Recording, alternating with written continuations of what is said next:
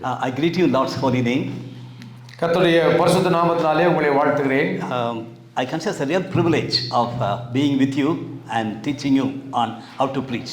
உங்களுடைய மத்தியில் இருந்து கொண்டு எப்படி பிரசங்கிப்பது என்பதை குறித்து பேசுவதிலே நான் அதை ஒரு பாக்கியமாக கருதுகிறேன். Though I am busy with other items, I am excited as I am taking these sessions. எனக்கு பல வேலைகள் இருக்கின்றன.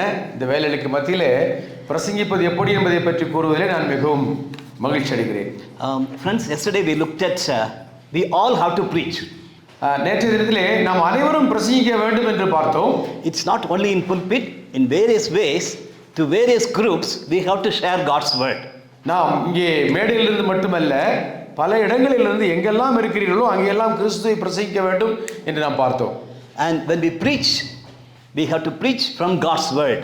நாம் பிரசங்கிக்கும் பொழுது கர்த்தருடைய வசனத்திலிருந்து பிரசங்கிக்க வேண்டும். We need to divide God's word in a right way. கர்த்தருடைய வசனத்தை நாம் சரியாக பகுக்க வேண்டும். Do you remember the reference? நான் உங்களுக்கு சொன்ன அந்த வசனத்தை அறிந்திருக்கிறீர்களா? Tell me. எந்த வசனம்? No, 2 Timothy 2 தீமோத்தேயு chapter 2 இரண்டாவது அதிகாரம் verse 15. 15ஆம் வசனம். Okay? Again we can read. This is a very important verse. மிக முக்கியமான வசனம். நாம் திரும்பவும் அதை வாசிப்போம். 2 Timothy chapter 2 verse 15. 2 தீமோத்தேயு 2:15. நீ வெட்கப்படாத ஊழியக்காரனாயும் சத்திய வசனத்தை நிதானமாய் பகுத்து போதிக்கிறவனாயும் உன்னை தேவனுக்கு முன்பாக உத்தமனாக நிறுத்தும்படி ஜாக்கிரதையாயிரு. So dividing God's word carefully. நாம் வசனத்தை நிதானமாய் பகுத்து போதிக்க வேண்டும். In two ways we approach God's word. கர்த்தருடைய வசனத்தை நாம் இரண்டு வகையிலே நாம் அணுக முடியும். One is deductive method. அது ஆங்கிலத்திலே டிடக்டிவ் மெத்தட் என்று சொல்லுகிறோம். And next one is inductive method. அதாவது பொதுவான கருத்திலிருந்து தனிப்பட்ட கருத்துக்கு வருதல், தனிப்பட்ட கருத்திலிருந்து பொதுவான கருத்துக்கு வருதல். அதான் deductive and inductive. I'll just explain to you. நான் இதை உங்களுக்கு விளக்குகிறேன்.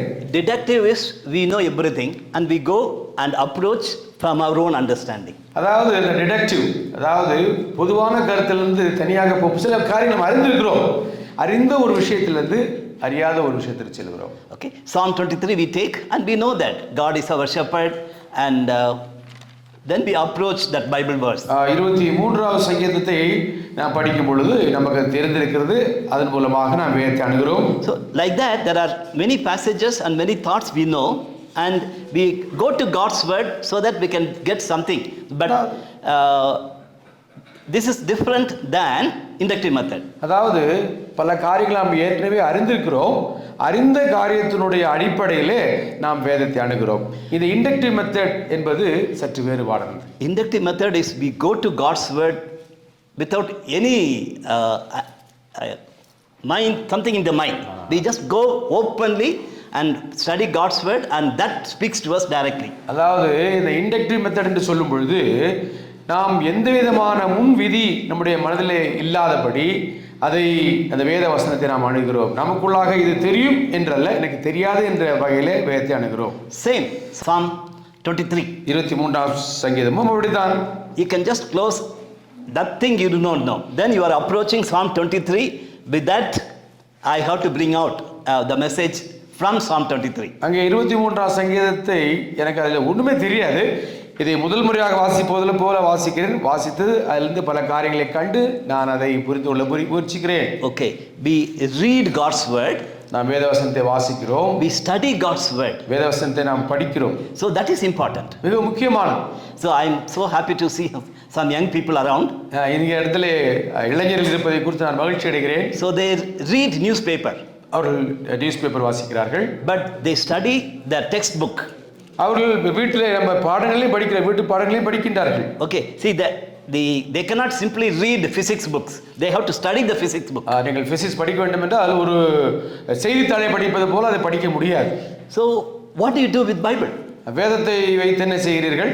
Do you read only Bible or do you read and study Bible? நீங்கள் வேதத்தை வாசிக்கிறீர்களா, வேதத்தை படிக்கிறீர்களா?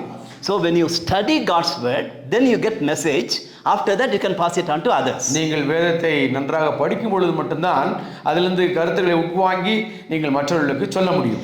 So when we are talking about inductive method, we have three important words. நம்ம inductive method என்று சொல்லும் பொழுது அதிலே 3 காரியங்கள் இருக்கின்றன.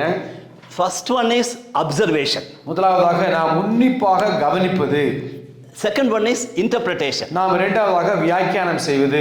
And third one is application. மூன்றாவதாக நம்முடைய வாழ்க்கையிலே அதை நடைமுறைப்படுத்துவது. So when we do it personally, observation, interpretation, application, நாம் இந்த உற்று நோக்குதல், வியாக்கியானம் செய்தல், வாழ்க்கையை நடைமுறைப்படுத்துதல், இந்த 3 காரியங்களையும் பார்க்கும் பொழுது naturally we can be excited to share it with others. இதை நீங்கள் மற்றவர்களோடு கூட பகிர்ந்து கொள்வதிலே நீங்க மிக்க மகிழ்ச்சி அடைவீர்கள்.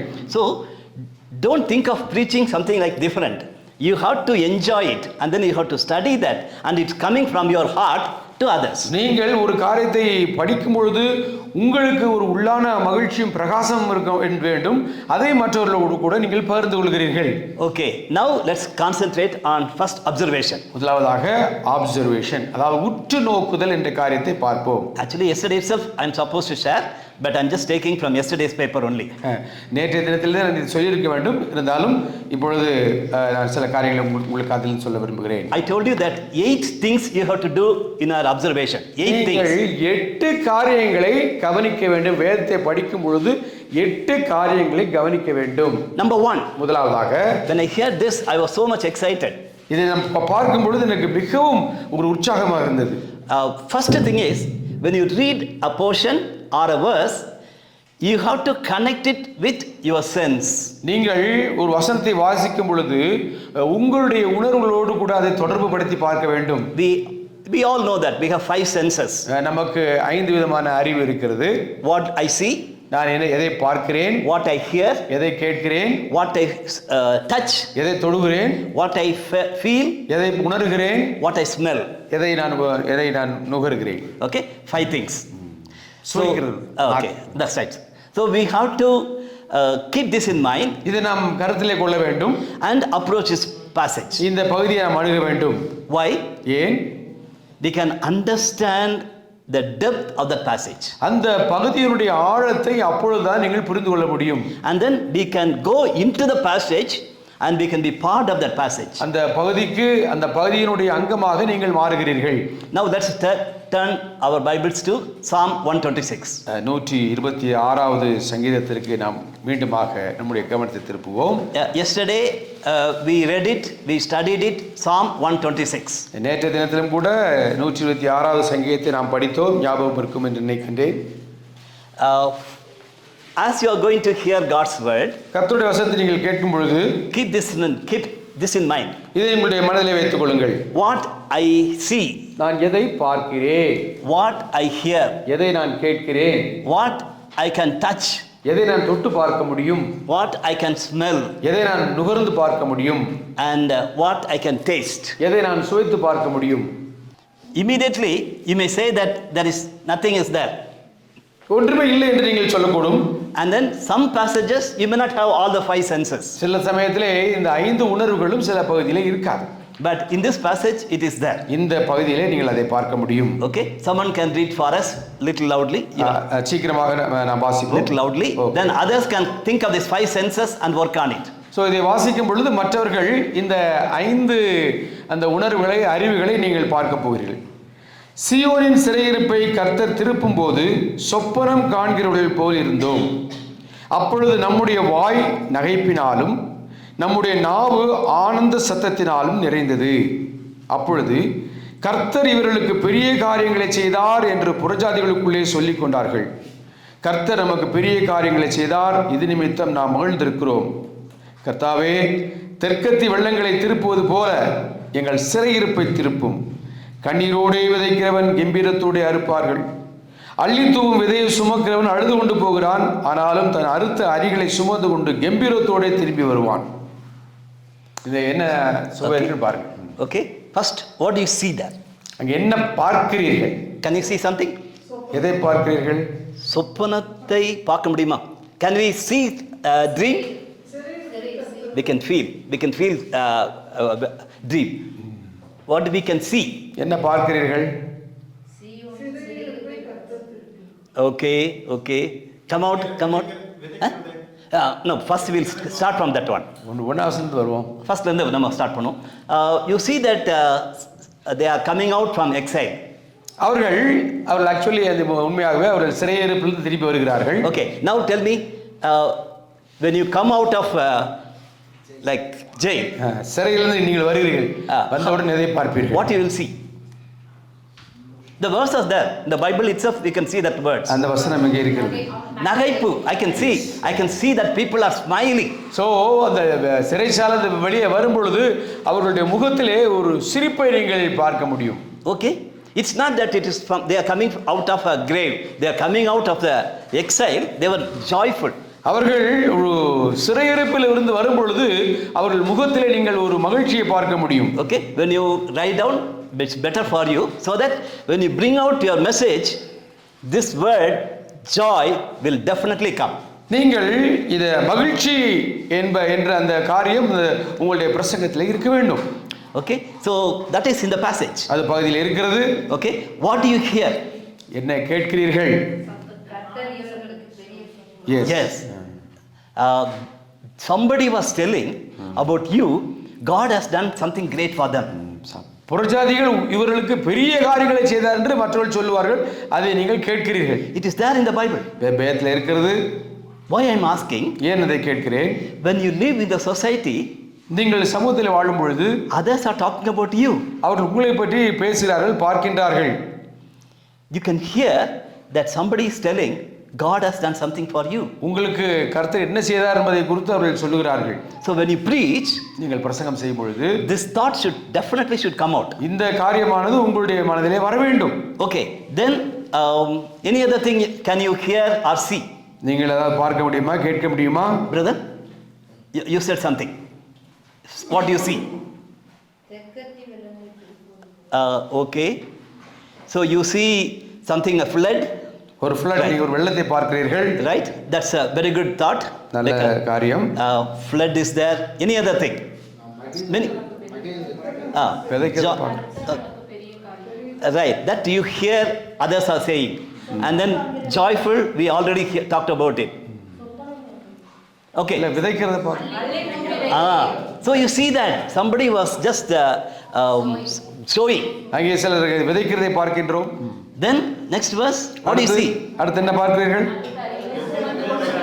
Right, joyfully they are bringing it out. அவர்கள் மிக சந்தோஷத்தோடு அறுத்து கொண்டு வருகிறார்கள். Do you see that word joy is coming again? அங்கே மீண்டுமாக அந்த சந்தோஷம் என்ற வார்த்தை வருகிறதை பார்க்கிறீர்களா? So when you work on this passage, இந்த பகுதியிலே நீங்கள் அதை திரும்ப படிக்கும் பொழுது your observations will make a big impact. நீங்கள் எதை கவனிக்கிறீர்களோ அது உங்களிலே ஒரு பெரிய தாக்கத்தை ஏற்படுத்தும். What do you smell? நீங்க என்ன நுகர்ந்து பார்க்கிறீர்கள்? Can you smell something in this passage? இந்த பகுதியிலே ஏதாவது நீங்கள் நுகர்ந்து பார்க்க முடியுமா? Right. When you go to the field, you can see that if it is wheat, you can smell it. If it is rice, you can smell it. அந்த அரிக்கட்டுகள் வரும் பொழுது அந்த அரிக்கட்டுகள் நல்ல ஒரு மனம் அதில் இருக்கும். அது கோதுமையாக இருந்தால் கோதுமை மனம், அங்கே நெல்லாக இருந்தால் நெல்லாக இருக்கும். Okay, tell me why we have to look at this smell.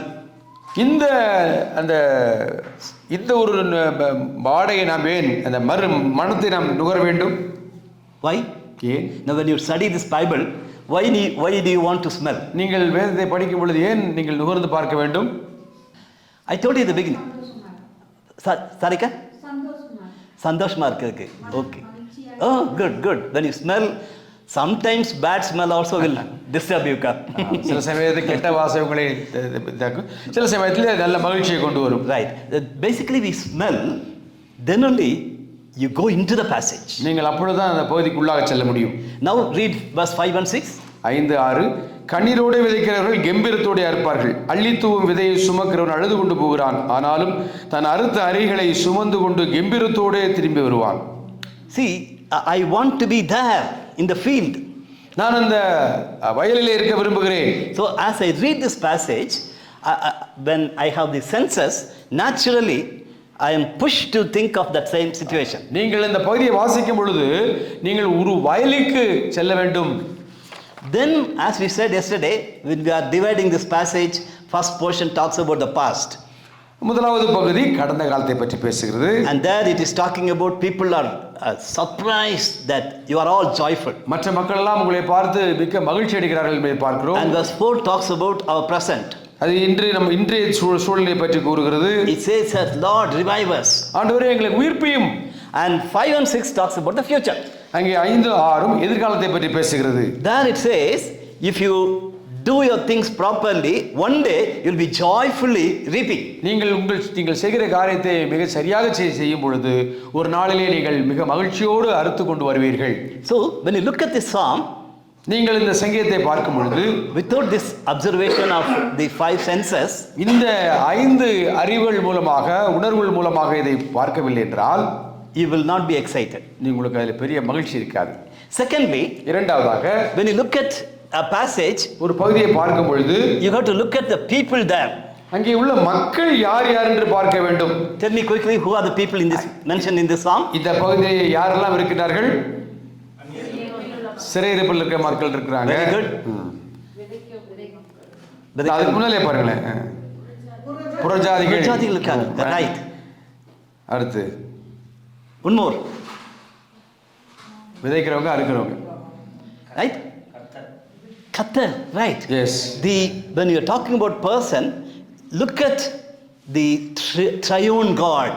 நீங்கள் இந்த பகுதியை பார்க்கும் பொழுது அங்க மக்களை பாருங்கள் என்றால் யார் இருக்கிறார்கள் என்றால் முதலாவதாக கர்த்தர் திரியேக தேவனை பார்க்க வேண்டும். So in the passage sometimes it could be mentioned as God the Father. சில சமயத்திலே பிதாவாகிய தேவனை பற்றி சொல்லி இருக்கலாம். Maybe in the New Testament period it can be talked about Jesus. புதிய ஏற்பாட்டிலே இயேசுவை பற்றி சொல்லி இருக்கலாம். And in some passages it is talking clearly about the Holy Spirit. சில சமயத்திலே அது பரிசுத்த ஆவியை பற்றியும் சொல்லி இருக்கலாம். So when you write down people, first start with about God, what are the things is mentioned. இங்கே கர்த்தரை பற்றி என்னென்ன கூறுகிறது என்பதை பற்றி பாருங்கள். Okay. Thirdly, மூன்றாவதாக you look at places. அங்கே உள்ள இடங்களை பாருங்கள். Okay. What are the places mentioned in this passage? இந்த பகுதியில் சொல்லப்பட்ட இடங்கள் எல்லாம் என்ன? சிறை, பாபிலோனிய சிறை, சீயோன். Very good. Right. Bellam. Flood. Vayal. Okay. So sometimes it can come out very easily, and as you read, you will be getting excited observations. சில சமயத்திலே நீங்கள் படிக்கக்கூடிய காரியம் மிக எளிதாக அங்கே வெளியே வரும். ஆனால் சில சமயத்திலே நீங்கள் தூண்டி எடுக்க வேண்டும். எடுக்க அது உங்களுக்கு பெரிய உற்சாகத்தை தரும். Basically, I am helping another organization called Langam Preaching Movement. அங்கே பிரசங்கம் செய்யக்கூடிய இன்னொரு நிறுவனத்துக்கு நான் உதவி செய்து கொண்டிருக்கின்றேன். Along with me there is one more brother. He is also teaching on homiletics, but he is a pastor in Bangalore. என்னோடு கூட இன்னொரு பிரசங்க சாஸ்திரத்தை சொல்லிக் கொடுத்து கொண்டிருக்கின்றார். அவர் பெங்களூரிலே பாஸ்டராக இருக்கின்றார். One day in one of our meetings he was sharing his experience. For my Sunday preaching I take the text on previous Monday itself, then minimum I will read that passage 40 times. அடுத்து வரப்போகின்ற ஞாயிற்றுக்கிழமைக்கு நான் பிரசங்கம் செய்ய வேண்டும் என்றால் திங்கட்கிழமையிலிருந்து சனிக்கிழமை வரைக்கும் உள்ள சமயத்திலே நான் எந்த வசனத்தை பிரசங்கம் செய்ய போகிறோனோ அதை 40 முறை வாசிக்கிறேன் என்று கூறுகிறார். It's not that blindly not reading. He will read with all these 8 points in his mind. இதை சாதாரணமாக வாசிப்பதல்ல, நாம் சொன்ன காரியங்கள் எல்லாம் மனதிலே கொண்டு வாசிப்பது. See, another passage we can talk about is Exodus 19, where யாத்திராகமம் 19 வாசிக்கப்படும். Another very favorite passage. மிக நமக்கு நல்ல ஒரு வசனம் அதிகாரம். Because it is for God's people. அது கர்த்தருடைய மக்கள். God is speaking through Moses. மோசேயின் மூலமாக கர்த்தர் அந்த மக்களோடு கூட பேசுகிறார். Exodus chapter 19 verses 1 to 6. யாத்திராகமம் 19வது அதிகாரம் முதல் 6 வசனங்கள். Anyone? இஸ்ரவேல் புத்திரர் எகிப்து தேசத்திலிருந்து புறப்பட்ட 3ஆம் மாதம் 1ஆம் நாளிலே சீனாய் வனாந்தரத்தில் சேர்ந்தார்கள். அவர்கள் ரெவி தீவிலிருந்து பிரயாணம் புறப்பட்டு சீனாய் வனாந்தரத்தில் சேர்ந்து அந்த வனாந்தரத்தில் பாளையம் இறங்கினார்கள். இஸ்ரவேலர் அங்கே மலைக்கு எதிராக பாளையம் இறங்கினார்கள். மோசே தேவனிடத்திற்கு ஏறி போனான். கர்த்தர் மலையிலிருந்து அவனை கூப்பிட்டு, நீ யாக்கோபு வம்சத்தாருக்கு சொல்லவும் இஸ்ரவேல் புத்திரருக்கு அறிவிக்கவும் வேண்டியது என்னவென்றால், நான் எகிப்திற்கு செய்ததையும் நான் உங்களை கழுகுகளுடைய செட்டைகளின் மேல் சுமந்து உங்களை என் அண்டையிலே சேர்த்து கொண்டதையும் நீங்கள் கண்டிருக்கிறீர்கள். இப்பொழுது நீங்கள் என் வாக்கை உள்ளபடி கேட்டு என் உடன்படிக்கையை கைக்கொள்வீர்களானால் சகல ஜனங்களிலும் நீங்களே எனக்கு சொந்த சம்பத்தாய் இருப்பீர்கள். பூமி எல்லாம் என்னுடையது. நீங்கள் எனக்கு ஆசாரிய ராஜ்யமும் பரிசுத்த ஜாதியுமாய் இருப்பீர்கள் என்று நீ இஸ்ரவேல் புத்திரரோடே சொல்ல வேண்டிய வார்த்தைகள் என்றார். Beautiful passage. மிக அருமையான ஒரு பகுதி. You can reread it so that you can get more information from this passage. இந்த பகுதியிலிருந்து நீங்கள் அதிகமாக வாசித்து பல காரியங்களை அறிந்து கொள்ளலாம். There, when we observe, it talks about places. இங்கே நான் வாசிக்கும் பொழுது பல இடங்களை குறித்து வாசிக்கின்றோம். So there it talks about Egypt. எகிப்தை பற்றி பார்க்கின்றோம். And it talks about a place where God can take you out. உங்கள் எந்த இடத்திலிருந்து உங்களை ஆண்டவர் எடுக்கிறார் என்பதை பார்க்கிறீர்கள். So in that way, as we saw yesterday, Colossians chapter 1, கொலோசியர் 1வது அதிகாரத்திலே பார்த்தது போல, you are a Gentile, you are an alien. நீங்கள் ஒரு புறஜாதியாக இருக்கிறீர்கள். And that time it talks about I was in Egypt, now I am coming out. நான் எகிப்திலிருந்து இப்பொழுது வெளியே புறப்பட்டு வருகிறேன். So when you look at Old Testament and New Testament, you have to connect it in such a way. An incident has happened, and now as a New Testament person, I am connected with my spiritual experience. பழைய ஏற்பாட்டையும் புதிய ஏற்பாட்டையும் என்னுடைய ஆவிக்குரிய நிலையும் தொடர்புபடுத்தி பார்க்க வேண்டும். So in that way, place is important, and another one is time. அடுத்து நாம் கவனிக்க வேண்டிய ஒரு காரியம் காலம். எந்த காலத்திலே இது சம்பவிக்கிறது? In this passage it says on third day they went out. மூன்றாம் மாதம் முதல் நாளில் என்று வாசிக்கின்றோம். So there are clear cut dates are mentioned. மிக சரியாக அங்கே தேதிகள் குறிக்கப்பட்டிருக்கின்றன. Sometimes the time may be mentioned. அந்த இடத்துல நேரம் அங்கே குறிக்கப்பட்டிருக்கலாம். We all know that in John 4th chapter, Jesus is talking to that lady in Samaritan. யோவான் 4ஆம் அதிகாரத்திலே ஆண்டவர் சமாரிய ஸ்திரியோடு கூட அந்த கிணற்றண்டிலே பேசிக் கொண்டிருக்கின்றார். Do you remember any time word mentioned there? அங்கே சொல்லப்பட்ட அந்த நேரம் உங்களுக்கு புரிகிறதா? மத்தியான வேளை. Right. It in our Bible it is mentioned as ஆறாம் வேளை, 6th hour. Okay. அங்கே 6ஆம் மணி வேளை என்று சொல்லப்பட்டிருக்கிறது. And even in the cross Jesus died, it is mentioned as 6th hour to 9th hour. வேதத்தில் வாசிக்கும் பொழுது இயேசு கிறிஸ்து 6ஆம் மணி நேரத்திலிருந்து 9ஆம் மணி நேரம் வரைக்கும் சிலுவையிலே தொங்கினார் என்று தொங்கியதை பற்றி பார்க்கின்றோம். So we need to understand what is Jewish understanding of time. அதாவது காலத்தை யூதர்களுடைய கண்ணோட்டத்திலே பார்க்க வேண்டும். Basically they start the day from morning 6 o'clock. அங்கே காலையிலே 6 மணியிலிருந்து ஆரம்பிக்கின்றார்கள். So when did Jesus meet that lady? அந்த சகோதரியை எப்பொழுது ஆண்டவர் சந்திக்கின்றார்? 12 o'clock. 12 மணிக்கு. Okay. Do you see any importance in noting down the time? அந்த நேரத்தை நீங்கள் கவனிப்பதிலே உங்களுக்கு ஏதாவது புரிகிறதா? Okay. All right. Usually no women will go and take water. எந்த ஒரு சகோதரியும் என்ன செய்ய மாட்டாங்க, அங்க போய் தண்ணி எடுக்க மாட்டாங்க. But so during the time Jesus met this lady. அந்த சமயத்திலே இயேசு இந்த சகோதரியை கவனிக்கின்றார். Look ahead. அங்கே அது முன்பாக பாருங்கள். Why she came at 12 o'clock? ஏன் அவள் 12 மணி நேரத்தில் வருகிறாள்? Sorry? She's a Samaritan? No. That is a well in Samaria. So every other woman is Samaritan. Sorry? Right. See, she is socially away. அந்த சகோதரியை குறித்து பார்க்கும் பொழுது சமூக ரீதியாக ஒதுக்கி வைக்கப்பட்டவளாக இருக்கின்றார். We know the reasons because when you study this one, அதை படிக்கும் பொழுது நமக்கு புரியும். So when you look at the time word, it is very powerful. அது அந்த நேரத்தை நீங்கள் சரியாக கவனித்தால் உங்களுடைய செய்தி மிகவும் வல்லமையாக இருக்கும். One more favorite verse for me is Nehemiah chapter 8.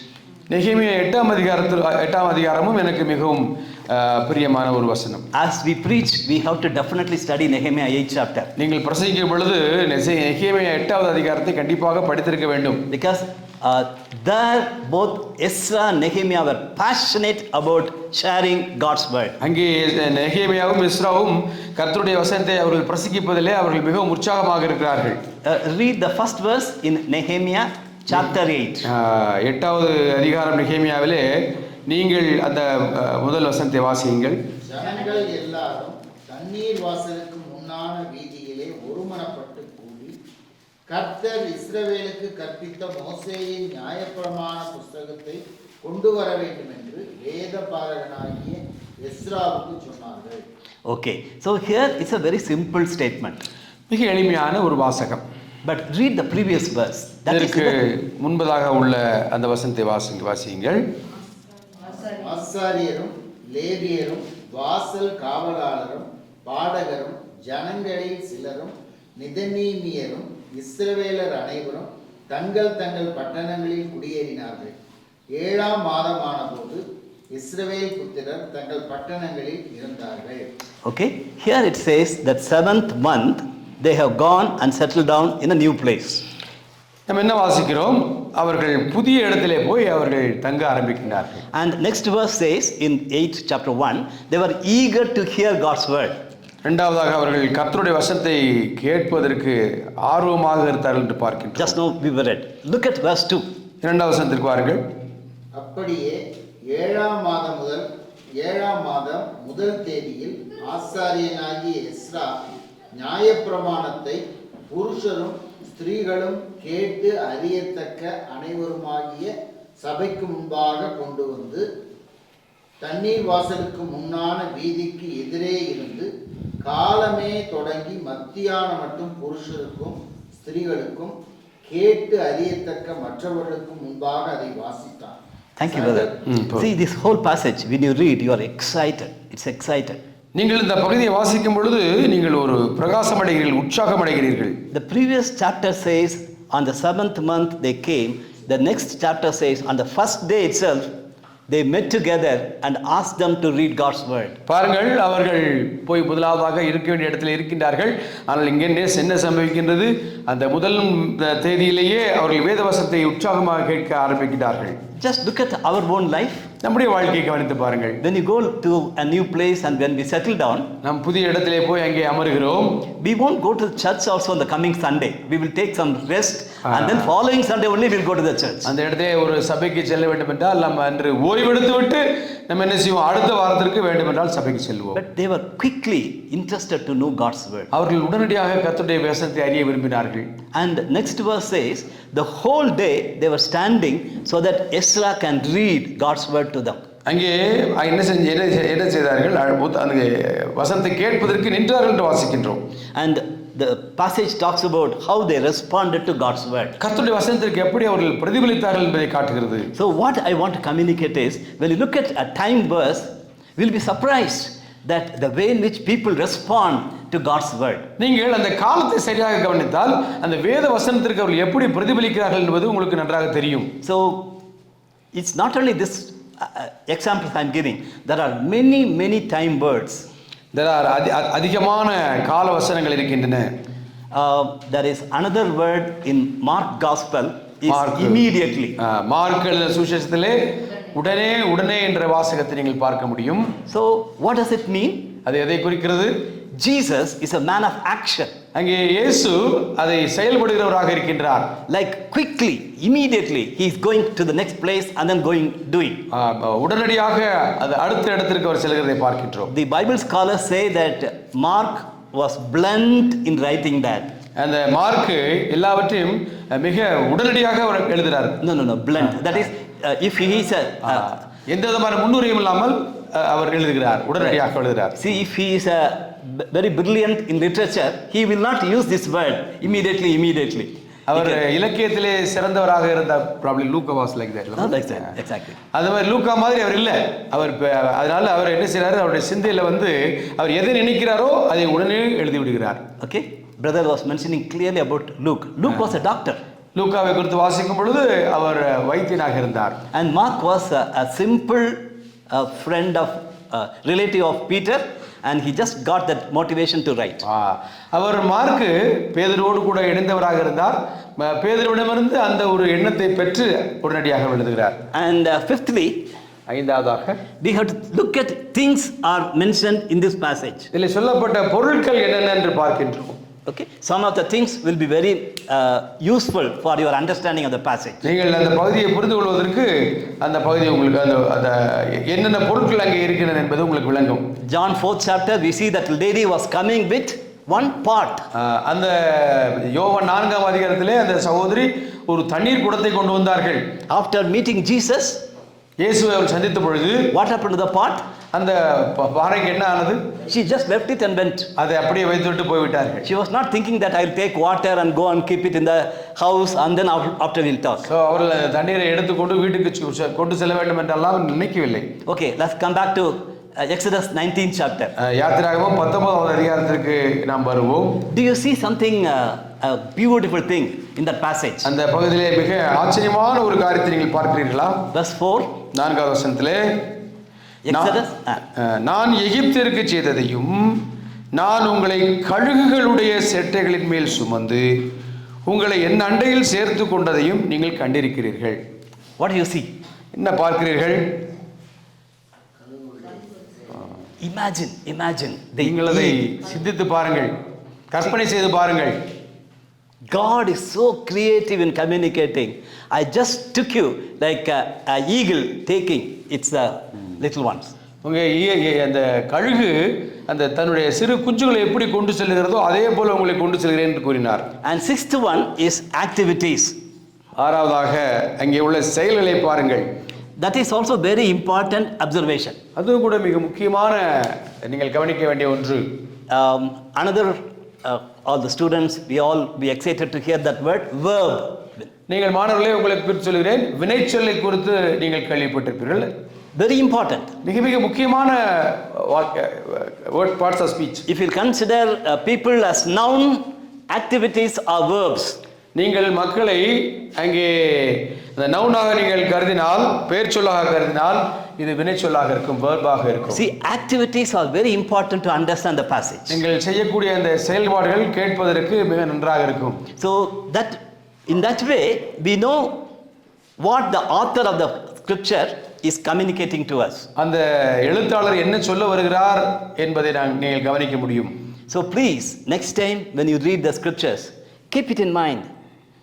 நீங்கள் வேதத்தை வாசிக்கும் பொழுது இது போன்ற காரியங்கள் எல்லாம் மனதிலே கொள்ளுங்கள். I can think of examples, but I want to go forward. I want to tell many other things. பல காரியங்களை சொல்ல வேண்டியது இருப்பதனாலே நான் அடுத்த காரியத்தை சொல்ல விரும்புகிறேன். Repetition. அதாவது திரும்ப திரும்ப வரக்கூடிய காரியங்களை பாருங்கள். Don't worry, brother. I will not go. One more. Repetition will help you to understand the author's mind. அதாவது இதில் சொல்லப்பட்ட திரும்ப திரும்ப சொல்லக்கூடிய காரியங்கள் எல்லாம் அந்த எழுத்தாளருடைய எண்ணத்தில் என்ன இருக்கிறது என்பதை நீங்கள் புரிந்து கொள்ள முடியும். These days, most of us do not know where the post office, and none of us will write letters. நாம் போஸ்ட் ஆஃபீஸுக்கு செல்வது கிடையாது, யாரும் கடிதங்கள் எழுதுவதும் இல்லை. When I was in the hostel, my mother will write letters. என்னுடைய அம்மா எனக்கு கடிதங்கள் எழுதுவார்கள் நான் கல்லூரியில் இருக்கும் பொழுது. And then she is a simple school teacher. அவர்கள் ஒரு ஸ்கூல் டீச்சராக இருந்தார்கள். But she will compel me to write my reply in English. நான் அவர்களுக்கு ஆங்கிலத்திலே நான் பதில் எழுத வேண்டும் என்று கூறுவார்கள். Then she will take my letter and correct it in the red ink, and then she will put it in a cover and send it back to me. அவர்கள் ரெட் இங்கிலே அவர்கள் திருத்தி அவர்களுக்கு திருப்ப அனுப்புவார்கள். And those days when I read my mother's letter, I need to be careful. Sometimes some of the words are repeated. நாம் அந்த என்னுடைய அம்மாவுடைய அந்த திருத்தங்களை வாசிக்கும் பொழுது சில காரியங்கள் திரும்ப திரும்ப வருவதை நான் கவனிக்க முடியும். Why? ஏன்? She wants to repeat and tell me, be careful about it. நீ திரும்ப திரும்ப சொல்லி நீ எச்சரிக்கையாக இருங்கள் என்று உணர்த்துகிறார்கள். She wants to repeatedly say that she wants to encourage me. You study well. நன்றாக படி என்று அவர்கள் உங்களை உற்சாகப்படுத்துகிறார். Maybe in the first paragraph she will write. முதல் பாராகிராஃபில் எழுதுவார்கள். Maybe third paragraph she will write. மூன்றாவது பாராகிராஃபிலும் எழுதுவார்கள். And in the end also she will write. கடைசியிலும் அவர் எழுதுவார்கள். Don't forget, you have to study well. நீ படிக்க வேண்டியது முக்கியம், நன்றாக படி. So when I read that letter, I need to understand what are the repeated words. நான் அதை வாசிக்கும் பொழுது எதெல்லாம் அங்கே திரும்ப திரும்ப வரக்கூடிய அந்த வார்த்தை என்பதை அறிந்திருக்கிறேன். So same thing in the Bible also, when you read a portion, find out the repeated words. அங்கே வேதத்திலே நீங்கள் திரும்ப திரும்ப வரக்கூடிய அந்த வசனங்களை வாசித்து பாருங்கள். Classical example is 2 Corinthians chapter 1 verse 3 to 7. 2 கொரிந்தியர். Let's read it. நான் வாசிப்போம். 2 கொரிந்தியர். There is a word is repeated 9 times. ஒரு வார்த்தை You will easily find out. முறை திரும்ப திரும்ப வருகிறது. 2 Corinthians chapter 1 verse 3 to 7. 3 லிருந்து 7 வரைக்கும். நமது கர்த்தராகிய இயேசு கிறிஸ்துவின் பிதாவாகிய தேவனும் இரக்கங்களின் பிதாவும் சகலவிதமான ஆறுதலின் தேவனுமாயிருக்கிறவருக்கு ஸ்தோத்திரம். தேவனால் எங்களுக்கு அருளப்பட்டிருக்கிற ஆறுதலினாலே எந்த உபத்திரத்திலாகிலும் அகப்படுகிறவர்களுக்கு நாங்கள் ஆறுதல் செய்ய திராணி உள்ளவர்களாக இருக்கும்படிக்கு எங்களுக்கு வரும் சகல உபத்திரவங்களிலேயும் அவரே எங்களுக்கு ஆறுதல் செய்கிறவர். எப்படி எனில் கிறிஸ்துவனுடைய பாடுகள் எங்களிடத்தில் பெறுகிறது போல கிறிஸ்துவனாலே எங்களுக்கு ஆறுதலும் பெறுகிறது. ஆதலால் நாங்கள் உபத்திரவப்பட்டாலும் அது உங்களுக்கு ஆறுதலும் ரட்சிப்புக்கு ஏதுவும் ஆகும். நாங்கள் ஆறுதல் அடைந்தாலும் அதுவும் உங்கள் ஆறுதலுக்கும் ரட்சிப்புக்கும் ஏதுவாயிருக்கும். நாங்கள் பாடுபடுகிறது போல நீங்களும் பாடுபட்டு சகிக்கிறதுனாலே அந்த ரட்சிப்பு பலன் செய்கிறது. What is that word? இந்த வார்த்தை Right, comfort. ஆறுதல் என்ற வார்த்தையை நீங்கள் பார்க்க முடியும். 9 times. 9 முறை திரும்ப வருகிறது. Do you think that Paul was also cranky, that he was not in a position to write something, so he is repeatedly saying? So எதை ஒன்று எழுத முடியவில்லை, ஆகவே அங்கே இடத்தை நிரப்புகிறார் என்று நினைக்கிறீர்களா? No. இல்லை. And look at that word comfort coming in different meanings. அதாவது அந்த ஆறுதல் என்கிற வார்த்தை பலவிதமான அர்த்தங்களிலே வருகிறது நீங்கள் பார்க்க முடியும். He starts with God is a God of comfort. கடவுளை பார்த்து சொல்லும் பொழுது ஆறுதலின் தேவன் என்று கூறுகிறார். Then he talks about how God is comforting them. அவர்களை எப்படி ஆண்டவர் ஆறுதல் படுத்துகிறார் என்று கூறுகிறார். Then he says why we have to comfort you. நான் உங்களை ஏன் ஆறுதல் படுத்த வேண்டும் என்று கூறுகிறார். So in that way, when I look at the repeated word, I can get many messages out of it. இந்த வசனம் திரும்ப திரும்ப வரக்கூடிய வார்த்தையிலிருந்து நான் பல செய்திகளை நான் எனக்குள்ளாக கொள்ள முடியும். And not only that, அது மட்டுமல்ல, when I look at the context, நான் அந்த சூழலை பார்க்கும் பொழுது I'm surprised. நான் ஆச்சரியப்படுகிறேன். First 2 verses is greeting. முதல் 2 வசனங்கள் அங்கே வாழ்த்துதல்கள். I am writing to you. நான் உங்களுக்கு எழுதுகிறேன். And grace and peace to be with you. அங்கே கிருபையும் சமாதானமும் உங்களுக்கு உண்டாவதாக என்று கூறுகிறேன். So that's the way Paul writes. மீண்டுமாக பவுல் எழுதுகிறார். Then immediately in verse 3, he wanted to communicate about comfort. உடனடியாகவே 3வது வசனத்திலேயே ஆறுதலை பற்றி அவர் கூற விரும்புகிறார். Why? ஏன்? He was discomforted. Otherwise he had challenges. ஏனென்றால் அவருக்கு பலவிதமான சோதனைகள் இருந்தன, சவால்கள் இருந்தன. So the whole book, you need to understand, God is comforted Paul and he wants to encourage his people. அதனாலே அவர் பவுல் அவர்களை ஆறுதல் படுத்த விரும்பினார். You can go on with many things. Let me just cross check with chapter 7 verse 5. The same book. அதே புத்தகத்திலே 7வது அதிகாரம் 5வது வசனத்திற்கு நாம் வருவோம். நாங்கள் மக்கதோனியா நாட்டிலே வந்தபோது எங்கள் சரீரத்திற்கு இளைப்பாறுதல் ஒன்றுமில்லாமல் எப்பக்கத்திலேயும் உபத்திரவப்பட்டோம். புறம்பே போராட்டங்களும் உள்ளே பயங்களும் இருந்தன. Next verse, brother, please. ஆகிலும் சிறுமைப்பட்டவர்களுக்கு ஆறுதல் செய்கிற தேவன் தீத்து வந்ததினாலே எங்களுக்கு ஆறுதல் செய்தார். I tell you friends, Paul's context writing to 2 Corinthians, it's very, very powerful. 2 கொரிந்தியரிலே Pavul எந்த சூழலிலே எழுதினாரோ அந்த சூழல் மிக மிக வல்லமையுடையதாக இருக்கிறது. How I get it? நான் எப்படி புரிந்து கொள்கிறேன்? Because of the repeated word. ஏனென்றால் அங்கே திரும்ப திரும்ப அது வரக்கூடிய அந்த வசனத்தை நான் கவனித்தேன். And last one, 8வதாக little words. சின்ன வார்த்தைகள், சின்ன சின்ன வார்த்தைகளை கவனியுங்கள். Normally we don't give importance to little words. நாம் அடிக்கடி அந்த வரக்கூடிய சிறிய சிறிய வார்த்தைகளை கணக்கிலே கொள்வது கிடையாது. Even when you are talking. நாம் பேசும்போது கூட when we are talking about somebody, சில யாரையும் குறித்து பேசுகிறீர்கள். he is a nice gentleman. இவர் பார்ப்பதற்கு மிக அருமையான நபராக இருக்கிறார். But he is very lazy.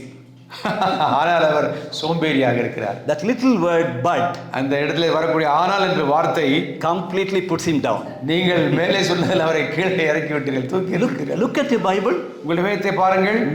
Many places the word but is coming. அநேக இடங்களிலே இந்த வார்த்தை ஆனால் என்ற வார்த்தை வருகிறது. But we don't take that word very seriously. நான் அந்த வார்த்தையை நாம் மிக சீரியஸாக எடுத்துக்கொள்வதில்லை. In some places I'm not very happy to see some of the calendars where they use without the little word. The verses, Bible verses will be there.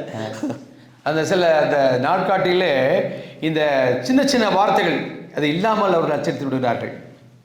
You get a message. அங்கே ஒரு செய்தி கிடைக்கிறது. He is a nice gentleman. அவர் மிக அருமையான ஒரு மனிதன். With that, if he can close, நீங்கள் wow. அத்தோடு நிறுத்திவிட்டால் நன்றாக இருந்திருக்கும். But ஆனால் that is a very serious word. அது மிக கவனிக்க வேண்டிய ஒரு வார்த்தை. There are many examples I can go on. நான் அதிகமான உதாரணங்களை உங்களுக்கு சொல்ல முடியும். One more little word I really like is yet. ஒரு வார்த்தை, மிக சின்ன வார்த்தை, yet. Very difficult to translate in Tamil. ஆன இருந்த பொழுதிலும், ஆன பொழுதிலும், இருப்பினும். Okay, that's a very இருந்தாலும். You have to be excited when you read in English. நீங்கள் ஆங்கிலத்தில் வாசிக்கும் பொழுது yet என்ற வார்த்தையை பார்க்கும் பொழுது உங்களுக்கு உற்சாகம் பீரிட்டு வர வேண்டும். The people of God were sinners, yet God was gracious. நாம் அனைவரும் பாவிகளாக இருந்தோம். நாம் பாவிகளாக இருக்கும் பொழுது ஆண்டவர் நம்மேல் கருணையாக இருந்தார். And book of Titus. தீத்துடைய புஸ்தகம். Don't take time. I'm conscious of time. The word so that in Tamil it's very difficult to reply. வேண்டுமாக ஆகையினாலே ஏனென்றால் Okay, 5 times it's coming. அந்த இடத்துல 5 முறை வருகிறது. You can just study the book of Titus with that so that.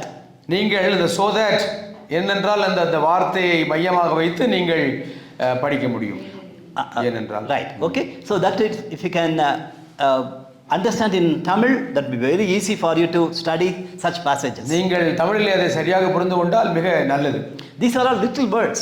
இதெல்லாம் சின்ன சின்ன வார்த்தைகள் தான். But you have to be careful. You should be very careful. நீங்கள் எச்சரிக்கையாக இருக்க வேண்டும். Like. இது போல. That is another important word. அடுத்த மிக முக்கியமான ஒரு வார்த்தை. Like. இதே போல. So when you look at a passage, whenever you see that something is compared, and then you can get a message out of it. நீங்கள் அந்த ஒரு செய்தியை நீங்கள் பெற்றுக்கொள்ள முடியும். Brothers, sisters, I know that I took a long time to talk about observation. நான் சகோதரர்களே, நான் உற்று நோக்குவதை பற்றி உங்களுக்கு பேசுவதில் நான் அதிகமான நேரத்தை எடுத்துக்கொண்டேன். But I am convinced. ஆனால் நான் எனக்கு ஒரு திருப்தி அளிக்கிறது. If you want to be a good preacher, நீங்கள் நல்ல ஒரு பிரசங்கியாக இருக்க வேண்டும் என்றால் you have to be excellent in observation. நீங்கள் அந்த காரியங்களை உன்னிப்பாக கவனிப்பதில் எச்சரிக்கையாக இருக்க வேண்டும். Many of us, including me, I am saying, many of us just skip and then we go into the message. நாம் பலர் என்ன செய்கிறோம், பார்க்க வேண்டிய பல காரியங்களை பார்க்காதபடி நாம் என்ன செய்துவிடும், கடந்து விடுகிறோம். Because we know that passage, நமக்கு அந்த பகுதியை நமக்கு தெரிந்திருக்கும், and somewhere we heard message out of it. எங்கேயோ நம்ம செய்தியை கேட்டிருக்கிறோம். So I can just go and preach. நான் அதை கேட்டு அப்படியே பிரசங்கம் செய்ய முடியும். I don't spend much time in observations. நான் அதிகமான நேரத்தை நான் பார்க்கக்கூடிய பகுதியிலே அதிகமாக கவனம் செலுத்துவதில்லை. As my friend Reverend Michael, Pastor Michael is doing, at least 40 times I have to read before I go to preach. அதாவது அந்த பாஸ்டர் மைக்கேலை போல 40 முறை 4 முறையாவது வாசிப்போம். That's right. At least 4 times you read. நீங்கள் அந்த வேத பகுதியை 4 முறையாவது வாசியுங்கள். And in interpretation, நீங்கள் வியாக்கியானம் செய்யும் பொழுது you have to consider very seriously.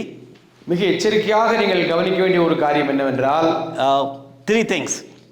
3 காரியங்களை நீங்கள் கணக்கில் எடுக்க வேண்டும். First one is the historical context. நீங்கள் அந்த சரித்திர பின்னணியை கவனிக்க வேண்டும். That is what has happened in the history that you are interpreting for our times. சரித்திரத்திலே நடந்த ஒரு காரியத்தை நம்முடைய நாட்களிலே வியாக்கியானம் செய்கிறீர்கள். So that means you have to understand the Bible fully. நீங்கள் வேதத்தை முற்றிலுமாக அறிந்திருக்க வேண்டும். And then from which part of the history it has happened. எந்த பகுதியிலிருந்து இது சம்பவித்திருக்கிறது என்பது நீங்கள் அறிவீர்கள். Quickly let me tell you. மிக விரைவாக சொல்ல விரும்புகிறேன். In Old Testament, பழைய ஏற்பாட்டிலே 2 things have happened. 2 விஷயங்கள் நடந்தன. Of course, creation is an important story. முதலாவதாக சிருஷ்டிப்பு மிக மிக முக்கியமானது. But 2 incidents, Exodus, யாத்திராகமம், exile. அங்கே சிறையிருப்புக்கு செல்லுதல். So when you read any portion in Old Testament, நீங்கள் பழைய ஏற்பாட்டிலே நீங்கள் எந்த பகுதியை வாசித்தாலும் you should know whether it is happened before Exodus. நீங்கள் அந்த சம்பவமானது இஸ்ரேல் மக்கள் எகிப்திலிருந்து திரும்பி வந்ததற்கு முன்பதாக நடந்ததா or after Exodus. அல்லது அதற்கு அப்புறமாக நடந்ததா? Because you can see that Exodus has given God's word to people through Moses.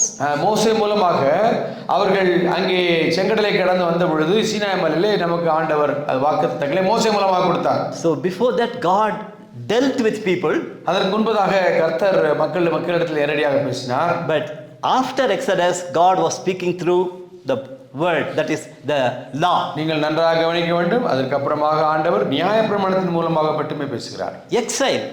அதாவது சிறையிருப்பு. One passage, if you read, you have to find out whether it has happened before exile or after exile. நீங்கள் ஒரு பகுதியை வாசிக்கும் பொழுது, சரித்திர பகுதியை வாசிக்கும் பொழுது, அது அந்த யூதா மக்களுடைய சிறையிருப்பிற்கு முன்பதா சிறையிருப்புக்கு பின்பதா என்பதை அறிந்திருக்க வேண்டும். Now tell me, Psalm 126, is it before exile or after exile? அவர்கள் சிறையிருப்புக்கு முன்பதாக பின்பதாக எழுதப்பட்டதா? பின்பதாக. Quickly we know. சீக்கிரமாக சொல்ல முடியும். Because you should not say that Psalms is before prophets, so it is before that. No. அங்கே சங்கீதங்கள் எல்லாம் தீர்க்கதரிசிகளுடைய புத்தகத்துக்கு முன்பதாக வைக்கப்பட்டிருக்கிறது, ஆகவே அங்கே இருக்கிறது என்று நீங்கள் சொல்லக்கூடாது. So we have to be careful. நீங்கள் எச்சரிக்கையாக இருக்க வேண்டும். In New Testament, புதிய ஏற்பாட்டிலே two things is, one is Jesus Christ, முதலாவது ரெண்டு காரியங்கள் மிக முக்கியமானது, இயேசு கிறிஸ்து, and second one is church. இரண்டாவது சபை. Acts 2nd chapter divides the New Testament. And அப்போஸ்தலர் இரண்டாவது அதிகாரம் புதிய ஏற்பாட்டை இரண்டாக பிரிக்கிறது.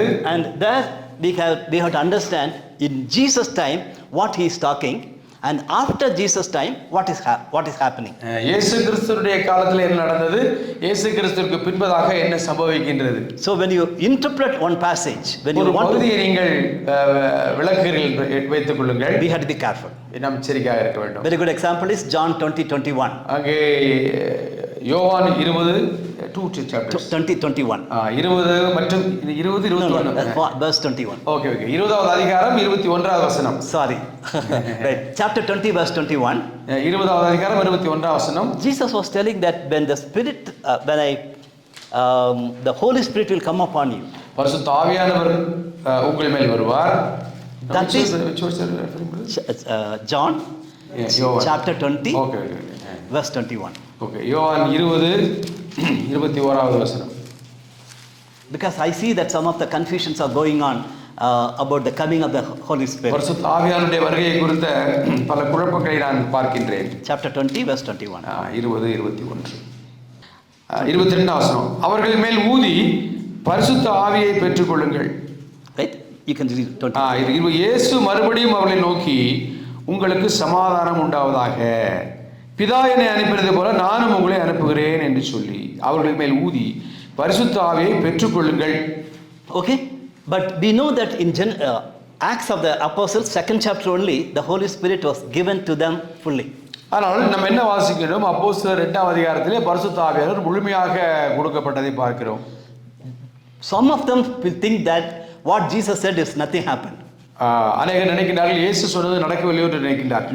No. We need to interpret the passage in the proper way. நாம் சரியானபடி இந்த வேத பகுதியை வியாக்கியானம் செய்ய வேண்டும். Okay, you can talk much about it. Second thing is, அதிகமாக நான் சொல்ல முடியும், நான் கடன் செல்கிறேன். literary context. இரண்டாவதாக இலக்கிய சூழல். See, that is also very important. அது மிக மிக முக்கியமானது. When you take a passage, ஒரு பகுதியை எடுக்கும் பொழுது you should know whether it is a historical something like a narrative story. அதை நீங்கள் பார்க்கும் பொழுது அது ஒரு சம்பாஷணையை போல இருக்கிறதா, உரையாடலை போல இருக்கிறதா? No, narrative கதை சொல்லுது. Like something happened as a story. அது ஒரு சரித்திர சம்பவத்தை விளக்குவது போல, சரித்திர சம்பவத்தை விவரிப்பது போல. Second one is more of a discourse, something is. இரண்டாவதாக உரையாடல். Okay, and third one is poetry. அது செய்யுள். And fourth one is we can talk about parables. அங்கே நாம் அடுத்து நம்ம வந்து ஓமைகளை குறித்து பார்க்கலாம். We all know that we cannot preach from poetry as if it is like a prose. நீங்கள் ஒரு செய்யுள் பகுதியை எடுத்துக்கொண்டு அது உரைநடையை போல விவரிக்க முடியாது. We all know that. நமக்கெல்லாம் தெரியும். Because if it is a beautiful poetry means the repetition will be different. அங்கே ஒரு மிக அழகான ஒரு செய்யுளாக இருக்கும் என்றால் அதில் வரக்கூடிய திரும்ப வரக்கூடிய காரியங்கள் வேறாக இருக்கும். So you have to understand the poetry differently and the prose differently. நீங்கள் செய்யுளை வேறு விதமாகவும் அங்கே உரைநடை வேறு விதமாகவும் புரிந்து கொள்ள வேண்டும். Same thing, you have to be very careful in talking about a narrative and a parable. ஆகையினாலே நீங்கள் இது போன்ற ஒரு நடந்த சம்பவத்தை விவரிப்பதற்கும் அதற்கு அப்புறமாக ஊமைக்கும் உள்ள வேறுபாடு நீங்கள் அறிந்திருக்க வேண்டும். So many of us, we bring one parable and bring out a message. நாம் ஒரு ஊமை எடுத்துக்கொண்டு ஒரு பெரிய செய்தியை சொல்ல விரும்புகிறோம். That Good Samaritan. நல்ல சமாரியனை எடுத்துக்கொள்ளுங்கள். And he went and left that man. அந்த மனிதனை விட்டு வந்தார். And he gave 2 coins to the innkeeper. அவர்களுக்கு 2 காசு கொடுக்கிறார் அந்த சத்திரக்காரனுக்கு. And we want to preach from that with many interpretations. அந்த 2 காசு படுற பாடு இருக்குதே. See, that is very sad. அது மிக வருத்தத்துக்குரிய காரியம். Some preachers, they think that they get new ideas, so they start doing. சில பிரசங்கிமார்கள் ஏதாவது ஒன்றை மக்களுக்கு புதிதாக சொல்ல வேண்டும் என்பதற்காக கதை விடுகிறார்கள். That is very sad. Parables, you have to be very careful. நீங்கள் ஊமைகளை பற்றி பேசும் பொழுது மிக எச்சரிக்கையாக இருக்க வேண்டும். But Jesus, as a powerful teacher, he was using parables in a right way. இயேசு கிறிஸ்து ஒரு வல்லமையான ஒரு பிரசங்கி, அதனால என்ன செய்கிறார் அவர் அந்த ஊமைகளை எவ்வளவு சிறப்பாக கையாளுகிறார். Third interpretation is a theological understanding. மூன்றாவதாக இறையியல் விளக்கம். That is the whole Bible, you have to keep it in mind when you preach. நீங்கள் வேதம் முழுவதையும் உங்கள் மனதிலே கொண்டு நீங்கள் பிரசங்கம் செய்ய வேண்டும். Bible is a big picture. வேதம் மிக பெரிய ஒரு சித்திரமாக இருக்கிறது. See, we are limited with time and space. நமக்கு நேரம் நம்ம இடம் ஆகிய பரிமிதிகள் நமக்கு உண்டு, வரையறை உண்டு. Before Genesis first chapter, what has happened? We do not know. ஆதியாகமம் 1:1 முன்பதாக என்ன நடந்தது தெரியாது. Something happened. ஏதோ நடந்திருக்கிறது. And Revelation chapter 22, after that what has happened? What is going to happen? வெளிப்படுத்தல் 22க்கு அப்புறமாக என்ன நடைபெற போகிறது? That we are not sure. நமக்கு தெரியவில்லை. But God wanted to communicate something to us from his word. தன்னுடைய வசனத்திலிருந்து ஆண்டவர் ஏதோ ஒன்றை நமக்கு கூற விரும்புகிறார். So when I have to hear God's word, கர்த்தருடைய வசனத்தை குறித்து நான் கேள்விப்பட வேண்டும் என்றால் I need to be excited studying Genesis first chapter till Revelation 22nd chapter. நான் ஆதியாகமத்திலிருந்து வெளிப்படுத்தின விசேஷம் வரைக்கும் பல காரியங்களை நான் படித்து அதில் எனக்கு பெரிய ஒரு ஆர்வம் ஏற்பட வேண்டும். And whatever God wanted to communicate to me, it is in the word. ஆண்டவர் எதெல்லாம் எனக்கு சொல்லித் தர வேண்டும் என்று விரும்புகிறாரோ அதெல்லாம் வேதத்தில் இருக்கிறது. Some people சிலர் think of outside of God's revelation. கடவுளுடைய வெளிப்பாட்டிற்கு அப்புறமாக சிலர் சிந்திக்க விரும்புகிறார்கள். That is very sad. அது மிக பரிதாபமான காரியம். Next category is அடுத்த கூட்ட மக்கள், some of them take one verse or one passage and live with that without connecting with the whole big picture of God. ஒரு வசனத்தை எடுத்துக்கொண்டு அந்த வசனத்தை மற்ற பகுதிகளோடு கூட எந்த விதத்திலும் தொடர்பு படுத்தாதபடி இருந்து விடுகிறார்கள். அதில் அவருக்கு திருப்தி அடைந்து விடுகிறார்கள். So that is very sad. அது மிக வருத்தத்தக்க விஷயம். So let me give a very simple example. மிக எளிமையான ஒரு விளக்கத்தை நான் உங்களுக்கு சொல்ல விரும்புகிறேன். If you ask me which is your native place, உங்களுடைய சொந்த ஊர் எது என்று கேட்டால் I will say Salem. Salem என்று சொல்வேன். Okay, now you wanted to write a letter to me. எனக்கு ஒரு கடிதம் எழுத விரும்புகிறீர்கள். Or Billy, சவர்ண or Billy, Salem. Salem. If you post it, நீங்கள் அதை போஸ்ட் பண்ணினால் it will go to only the post box. Post box தான் போகும், எனக்கு வந்து சேராது. Okay, you will ask me a little more, where you are staying? Inside Salem. சேலத்தில் எங்கே வசிக்கிறீர்கள்? I'll say I'm in Kannanguruchi. அந்த கண்ணங்குறிச்சி இடத்துல இருக்கிறேன். That's also not possible. அதுவும் கூட கடிதம் வந்து சேராது.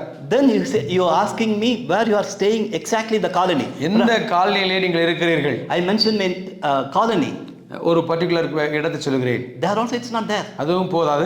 And when I mention your door number, இந்த வீட்டு நம்பர் எழுதும் பொழுது you get it. அவங்களுக்கு இந்த செய்தி வந்து சேர்க்கிறது. See, Bible is Salem. அதுபோல பைபிள் வேதம் என்பது சேலம் என்பதை போல இருக்கிறது. My house address is the passage where I am looking at. நான் அந்த வீட்டினுடைய அட்ரஸ் என்பது ஒரு வேத பகுதி. So I cannot simply stop saying that door number 35.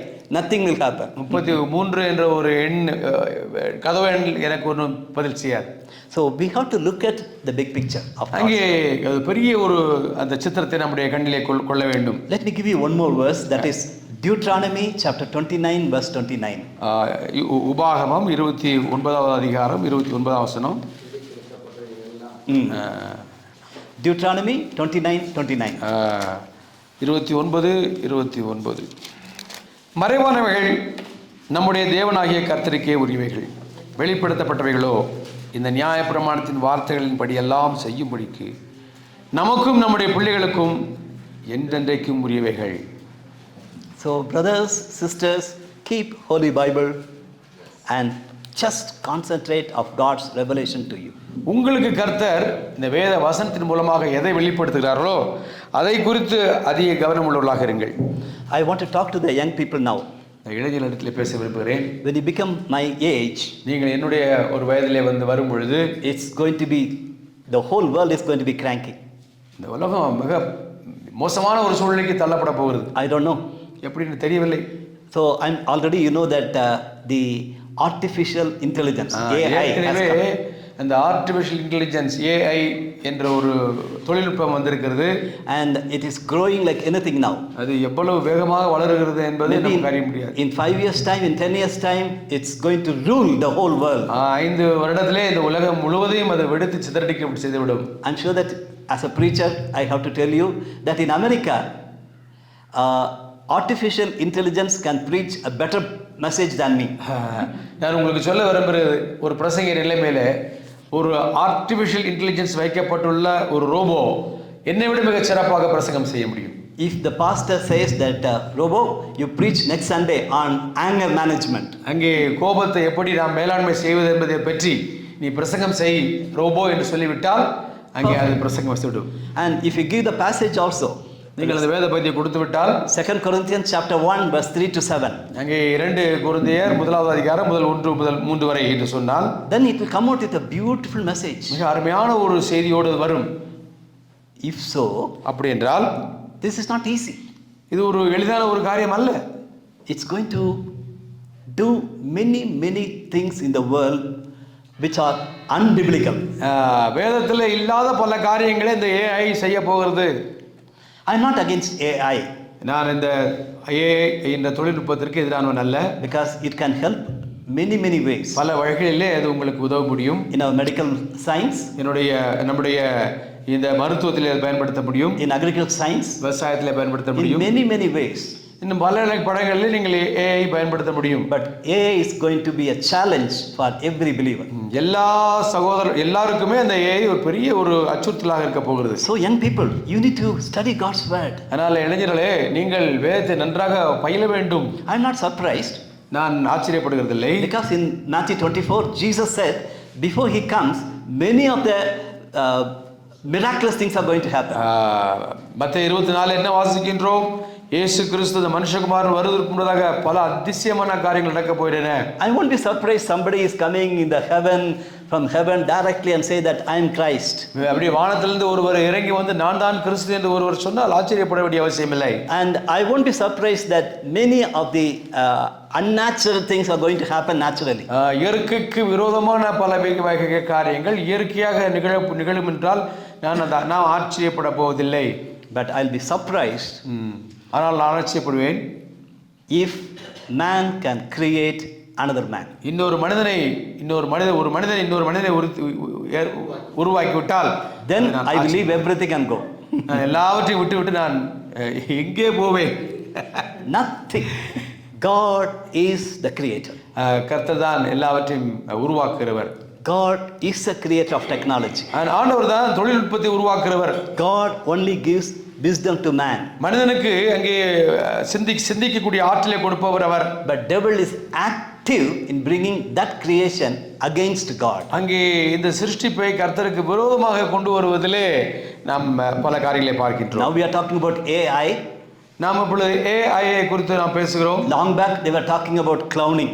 அங்கே cloning தானே? Cloning. See that cloning பற்றி பேசுகிறோம். We can make one more dolly. Like dolly was come out. Anything can make. They can make a belief from me, but they cannot create a new belief. நீங்கள் இந்த விதமாக ஒரு குளோனிங்லே ஒரு சகோதரனை போல இன்னொரு நபரை உருவாக்க முடியும் என்று அந்த தொழில்நுட்பம் கூறுகிறது. But they cannot new create. ஆனால் எதையுமே என்ன செய்ய முடியாது, புதியதாக உருவாக்க முடியாது. ஏதோ ஒன்றிலிருந்து ஒன்றை எடுத்து உருவாக்க முடியும். That is in God's hand. அது கர்த்தருடைய கரத்திலே இருக்கிறது. So the Bible talks very clearly about God is at work. அங்கே தேவன் கிரியை செய்கிறார் என்பதை நாம் அறிந்திருக்க வேண்டும். And devil is active even before Genesis first chapter. அங்கே ஆதியாகமம் 1வது அதிகாரத்துக்கு முன்பதாகவே அங்கே சாத்தான் மிக வேகமாக செயல்படுகிறான். But definitely Satan cannot be active after Revelation 22. ஆனால் வெளிப்படுத்தின விசேஷம் 22க்கு அப்புறமாக சாத்தான் செயல்பட முடியாது.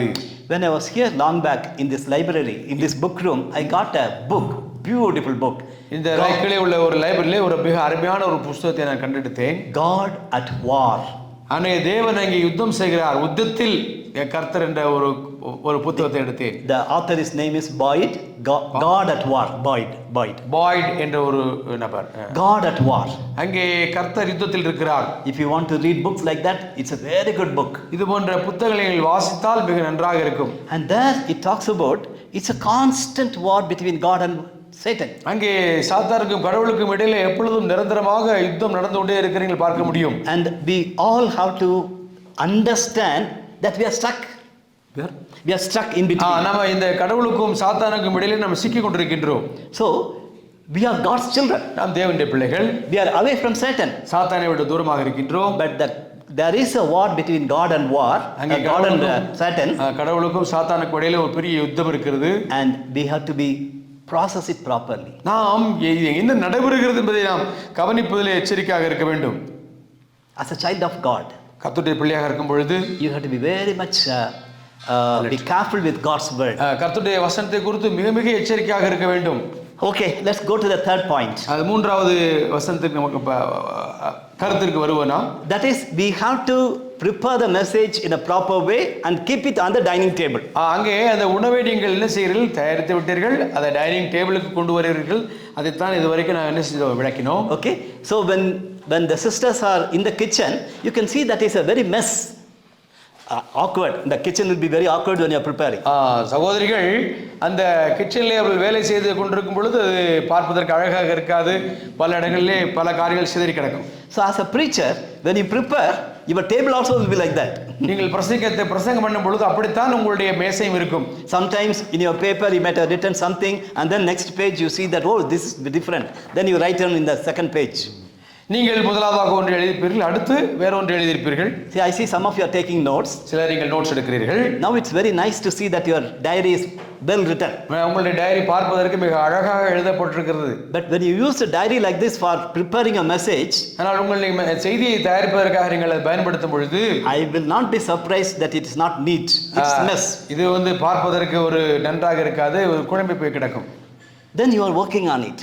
அதன் மேல் நீங்கள் வேலை செய்கிறீர்கள். You see that the salt is less. அது உப்பு குறைவாக இருக்கிறது. Or you see that pepper is less. அங்கே மிளகு குறைவாக இருக்கிறது. So like that when you have to prepare nicely the meal is coming out. அப்படி நல்ல அருமையான உணவு அங்கே தயாராகிறது. And my sisters are definitely better than brothers in keeping the food on the table in a nice way. அங்கே சகோதரிகள் மிக அழகாக மேசையிலே அந்த உணவை அழகாக வைக்க முடியும். See, first what I have to serve, you are keeping it in the first. எதையெல்லாம் நான் முதலாவதாக நான் பரிமாற வேண்டுமோ அதை நான் முதலாவதாக வைக்க வேண்டும். If I have to keep payasam, then I have to keep it in the last. அந்த பாயாசத்தை நீங்கள் வைக்க வேண்டும் என்றால் அது பாயாசம் இருக்க வேண்டிய இடம் கடைசியில வைக்க வேண்டும். So in that way, இதுபோல when you are preparing the message, அந்த செய்தியை நீங்கள் தயாரிக்கும் பொழுது you have to write it down in such a way that you are placing it before you to serve. நீங்கள் மற்றவர்களுக்கு முன்பதாக எப்படி சர்வ் பண்ணுவதற்கு அழகாக வைப்பீர்களோ அதே போல உங்களுடைய பிரசங்கம் தயார் செய்யப்பட்டிருக்க வேண்டும். 3 important points. 3 முக்கியமான காரியங்களை சொல்ல விரும்புகிறேன். Number 1, முதலாவதாக you have to bring out an outline. ஒரு அவுட்லைன், ஒரு வெளிக்கோடு விட்டிருக்க வேண்டும். That is very important. அது மிக மிக முக்கியமானது. Don't just bring out an outline immediately. உடனடியாக நீங்கள் ஒரு பகுதியை பார்த்த உடனே வேறு வெளிக்கோட்டு கொண்டு வர வேண்டும் என்பதல்ல. When you do all this homework, that is observation, homework எல்லாம் செய்து வீட்டு பாடத்தை செய்து முடித்ததற்கு அப்புறமாக this observation and interpretation, இந்த ஒரு வேத உற்றுநோக்குதல் வியாக்கியானம் என்பதை பார்க்கிறீர்கள். then in the paper you see something is coming out. வேதத்தை பார்க்கும் பொழுது சில காரியங்களை நீங்கள் சரிப்படுத்த முடியும். Then as I said, you put it in paper. நீங்கள் அதை எழுதுங்கள். Some of the outline will come out very easily. சில அவுட்லைன் மிக எளிதாக அது வந்துவிடும். Psalm 13, 13வது சங்கீதத்தை நாம் நேற்று பார்த்தோம். மிக எளிது. Yesterday we saw that pondering. அங்கே அங்கே ஒரு ஆண்டவர் கடவுளத்தில் ஒரு கேள்வி கேட்டார். And then he was praying. Our ஜெபிக்கின்றார். And he is praising. அவர் அங்கே அவர் ஆண்டவரை துதிக்கின்றார். And if you can work on this passage, you'll get a beautiful outline more. இந்த பகுதியில் நீங்கள் வேலை செய்ய ஆரம்பித்தீர்கள் என்றால் நீங்கள் அதிகமாக அதை பயன்படுத்த முடியும். Psalm 23. 23வது I சங்கீதம். don't know how many of you know the outline for Psalm 23. சங்கீதம் 23க்கான வெளிக்கோடு அல்லது பத்தி பிரித்தல் உங்களுக்கு எப்படி தெரியும் எனக்கு தெரியவில்லை. Verses 1 and 2. முதல் 2 வசனம் And 3 to 5. 3 லிருந்து 5 வரைக்கும். And verse 6. 6வது வசனம். Look at past, present and future. அங்கே கடந்த காலத்தை குறித்து பார்க்க முடியும், நிகழ்காலம் எதிர்காலத்தை குறித்து மிக அழகாக அங்கே செப்பனிடப்பட்டு வைக்கிறதை நீங்க பார்க்க முடியும். Otherwise, இல்லாவிட்டால் Psalm 23. 23லே God is my provider. அங்கே கர்த்தர் உங்களுக்கு எல்லாவற்றையும் கொடுக்கிறவராக இருக்கிறார். God is my protector. என்னுடைய பாதுகாவலராக இருக்கிறார். And God is my preserver. என்னுடைய என்னை பாதுகாக்கிறவராக இருக்கிறார். இரண்டாவது ப்ரொடெக்டர், மூன்றாவது preserver. என்னை எல்லா காலத்திலுமே ரெண்டுமே தமிழ் அப்படிதான் வருது. protect பாதுகாப்பு. Now let me tell you. Verse 4 and 5 talks about God is protecting me from the evil one. 4, 5வது வசனங்களிலே ஆண்டவர் என்னை பொல்லாப்பிலிருந்து என்னை பாதுகாக்கிறவராக இருக்கிறார். Verse 6 talks about God is preserving me for future. என்னை எதிர்காலத்திற்காக பாதுகாத்து வைக்கிறார். பாதுகாத்து வைக்கிறார். Okay, so preserving me is something like I should not be spoiled. So நான் கெட்டு போகாதபடி ஆண்டவர் என்னை பாதுகாத்து வைக்கின்றார். So in that way verse 6 is different than verse 4 and 5. ஆகவே 6வது வசனமும் 4, 5ம் வேறுபட்டு இருக்கின்றன. So my brothers and sisters, don't think that I know the outline for this passage. இந்த பகுதிக்கு எனக்கு அந்த பத்தி பிரித்தல் அல்லது வெளிக்கோடுதல் மிக நன்றாக தெரியும் என்று நீங்கள் நினைத்துக் கொள்ளாதீர்கள். Again and again when you read, God will reveal an outline to you. மீண்டுமாக நீங்கள் இதை வாசிக்கும் பொழுது இது உங்களுக்கு புரிய ஆரம்பிக்கிறது. Before you preach, you have to keep it on your table what you are going to preach. நீங்கள் என்ன பிரசங்கம் செய்ய போகிறீர்கள் என்பதை உங்களுக்கு தெரிந்திருக்க வேண்டும். If you are confused, naturally whatever you are going to preach is going to confuse others. நீங்கள் உங்களுடைய உள்ளத்திலே நீங்கள் குழப்பம் அடைந்தால் உங்களுடைய பிரசங்கமும் குழம்பிய பிரசங்கமாக இருக்கும். So if your message is very clear, what is the main message and out of which what are the 3 points or 4 points or 5 points I am going to say, then you can communicate to others clearly. நீங்கள் என்ன சொல்ல வருகிறீர்கள், அதில் மிக முக்கியமான கருத்துக்கள் என்னென்ன, அதனுடைய உதாரணம் எப்படி இருக்க வேண்டும் என்பதெல்லாம் உங்கள் உள்ள எண்ணத்திலே தெளிவாக இருக்கும் என்றால் உங்களுடைய பிரசங்கமும் அவ்வளவு இயல்பாக தெளிவாக வெளியே வரும். And many preachers have their own style. ஒவ்வொரு பிரசங்கமாருக்கும் ஒவ்வொரு விதமான ஒரு கலை இருக்கும். My father-in-law was a very great wonderful pastor. சகோதரனுடைய அங்கே மாமனார் மிக சிறந்த அவர் மேய்ப்பன், pastor. Right. So for the Sunday preaching, he will write the whole message in Tamil. The whole message. எல்லா அந்த தான் என்ன பிரசங்கிக்க போகிறாரோ அதை முழுவதுமாக அவர் நீண்ட எழுத்தில் எழுதி வைப்பார். Interestingly, அது சுவாரஸ்யமான விஷயம் என்னவென்றால் on Saturday, சனிக்கிழமையிலே he will preach to his wife. தன்னுடைய மனைவிக்கு அதை பிரசங்கம் செய்வார். And he will have a confidence that his outline is clear.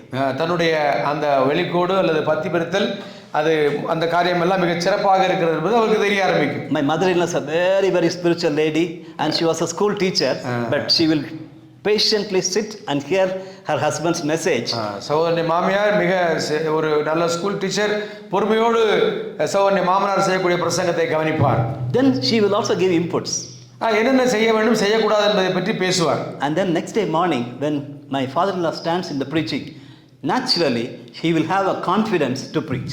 மறுநாளிலே சகோதரனுடைய மாமனார் பிரசங்கம் செய்யும் பொழுது மிக ஒரு உறுதியான ஒரு நிலையிலே அவர் பிரசங்கம் செய்வார். My brothers and sisters, you may have a question. சகோதரிலே உங்களுக்கு ஒரு கேள்வி இருக்கும். After all this preparation, எல்லாம் நீங்கள் தயார் செய்து விட்டீர்கள். In case if God wants you to change your message, செய்தி ஒரு மாற்ற வேண்டும் என்று நினைக்கிறீர்கள் வைத்துக் கொள்ளுங்கள். What you have to do? நீங்கள் செய்ய வேண்டிய காரியம் என்ன? Naturally, இயற்கையாகவே sometimes God may change all your preparations. நீங்கள் தயார் செய்த எல்லாவற்றையும் விட்டுவிட்டு வேறு ஒன்றை பிரசங்கம் செய்ய ஏது உண்டு. Secondly, இரண்டாவதாக the Holy Spirit, the one who is helping you to prepare, is the same God who is helping you to preach. நீங்கள் செய்தியை தயார் செய்வதற்கு உதவி செய்யக்கூடிய அதே கர்த்தர் தான் அந்த செய்தியை பிரசங்கம் செய்வதற்கும் உதவுகிறார். So don't simply say that Holy Spirit will minister there in the pulpit and Holy Spirit will not minister to me when I am preparing. நான் தயார் செய்யும் பொழுது பிரசங்கம் செய்யும்போது பரிசுத்த ஆவியானவர் எனக்கு உதவி செய்வார், ஆனால் தயார் செய்யும் பொழுது உதவி செய்ய மாட்டார் என்று நினைக்காதீர்கள். So allow the Holy Spirit to work in you so that you can prepare well and then following day you can preach well. நீங்கள் அதனாலே பரிசுத்த ஆவியானவர் இந்த தயாரெடுப்பிலே கிரியை செய்ய அவரை அனுமதியுங்கள். மறுநேரத்தில் நீங்கள் என்ன செய்யுங்க, வந்து நான் தைரியமாக பிரசங்கம் செய்யுங்கள். My mentor gives this beautiful metaphor. என்னுடைய ஆலோசகர் என்னை வழிநடத்தியவர் இந்த விதமான அருமையான ஒரு உருவகத்தை கூறுகிறார். When as a preacher, அதன் பிரசங்கியாக when I am going in the rack, the train rack, அங்கே ட்ரெயின் ட்ராக்ல போய் கொண்டிருக்கிறீர்கள். the engine is the Holy Spirit. அந்த அங்கே இருக்கக்கூடிய என்ஜின் ஒரு பரிசுத்த ஆவியானவரை போல இருக்கிறது. So only with the help of the Holy Spirit I can go forward. பரிசுத்த ஆவியானவருடைய உதவி இல்லாமல் நீங்கள் முன்னேறி செல்ல முடியாது. And the rail is the Bible. அந்த ரெண்டு தண்டவாளம் இருக்கிறதே அதுதான் வேதாகமம். So as a preacher, அது பிரசங்கியாக இருந்து கொண்டு be faithful to the text. நீங்கள் வாசிக்கக்கூடிய அந்த பகுதிக்கு உண்மை உள்ளவர்களாக இருக்க வேண்டும். Allow Holy Spirit to prepare you and allow Holy Spirit to preach to பரிசுத்த others. ஆவியானவர் உங்களை நீங்கள் அந்த செய்தியை தயாரெடுப்பதற்கும் பிரசங்கம் செய்வதற்கும் அவர் உதவட்டும். So please, if somebody says that don't prepare your outline, tell them this. நீங்கள் இப்போ அந்த அவுட்லைன் தயார் செய்ய வேண்டியது இல்லை என்றால் அவருக்கு நீங்கள் சொல்ல வேண்டும். Okay? Secondly, இரண்டாவதாக, when you prepare and keep it on the table, உங்களுடைய மேசையிலே தயார் எடுத்த உணவை வைக்கின்றீர்கள். you have to note down the illustrations. நீங்கள் அடுத்து செய்ய வேண்டிய காரியம், நீங்கள் சொல்ல போகின்ற அந்த உதாரணங்களை மிக கருத்திலே கொள்ள வேண்டும். That is also important. அதுவும் மிக முக்கியமானது. Because ஏனென்றால் you are preaching from God's word, it is 2000 years old. 2000 வருஷங்களுக்கு முன்பு பழக்கமுள்ள வேத வசனத்தை நீங்கள் பிரசங்கிக்கிறீர்கள். And now you are taking it to the group which is 21st century. 21வது நூற்றாண்டுக்கு இதை கொண்டு வருகிறீர்கள். Church group or youth group or any group for that matter. சபையாக இருக்கலாம், இளைஞர்களாக இருக்கலாம், எதுவாகவும் இருக்கலாம். And you need to connect that message with our message. நீங்கள் அந்த பழைய செய்தியை இன்றுள்ள நிலைக்கு அதை தொடர்பு படுத்திக் கொள்ள வேண்டும். And illustrations will really help people to understand clearly what you are saying. அந்த விளக்கங்கள், அந்த உதாரணங்கள் மக்களுக்கு நீங்கள் என்ன சொல்ல வருகிறீர்களோ அதை மிக தெளிவாக அவர்கள் புரிந்து கொள்ள உங்களுக்கு உதவும். Quickly, 2 or 3 things. 2-3 காரியங்களை சொல்ல விரும்புகிறேன். Illustrations are only for explaining the truth. அதாவது இந்த வெளிச்சம், அதாவது உதாரணம் என்பது எதை சொல்ல வருகிறீர்களோ அதை விளக்கி காட்டுவதற்காகத்தான் அது பயன்படுகிறது. These days preachers use illustrations that will become the main message and the truth is not there. அநேக சமயத்தில் இந்த இல்லஸ்ட்ரேஷன்ஸ் அல்லது இந்த உதாரணங்களை மிக அதிகமாக அவர்கள் சொல்லிவிட்டு எதை சொல்ல வேண்டுமோ அதற்கு முக்கியத்துவம் கொடுக்காமல் இருந்து விடுகிறார்கள். For example, if I am talking to the young people, இளைஞர்களுக்கு நான் பேசிக் கொண்டிருக்கின்றேன். when I am talking about டோனியை பற்றி பேசுகிறேன். Anyway, I don't want to talk about Modi. மோடியை பற்றி பேச விரும்பவில்லை.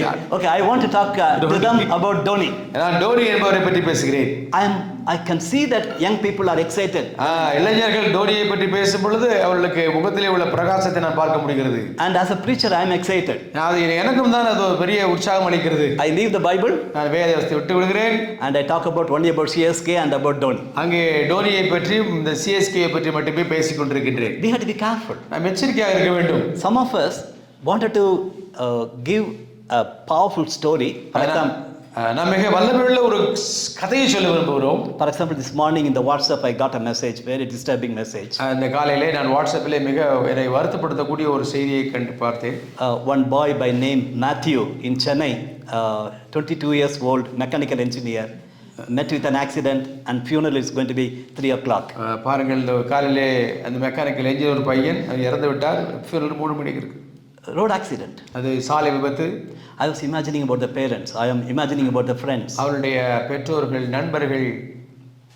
Okay, now I am talking to the young people. இளைஞர்களிடத்தில் பேசுகிறேன். And before you go, நீங்கள் போவதற்கு முன்பதாக think of this Matthew. இந்த நான் சொல்லக்கூடிய அந்த சாலை விபத்தில் சந்தித்த மேத்யூவை சிந்தித்து பாருங்கள். Why can't you be that Matthew? நீங்கள் ஏன் அந்த மேத்யூவா இருக்கக்கூடாது? Okay, that is a powerful illustration. மிக வல்லமையுள்ள ஒரு உதாரணம்.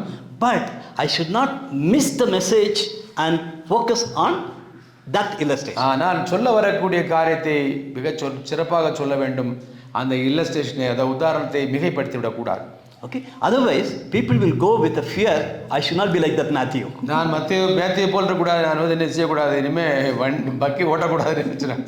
Okay, so that you have to be careful. Your message is live a holy life. Anytime God may take you, but you be ready. That if it is my message, then I have to concentrate on the message with this illustration. So இந்த ஒரு இப்படித்தான் வேதத்தை நீங்கள் அந்த விளக்கிட்டு காட்ட வேண்டும். So please find out illustrations.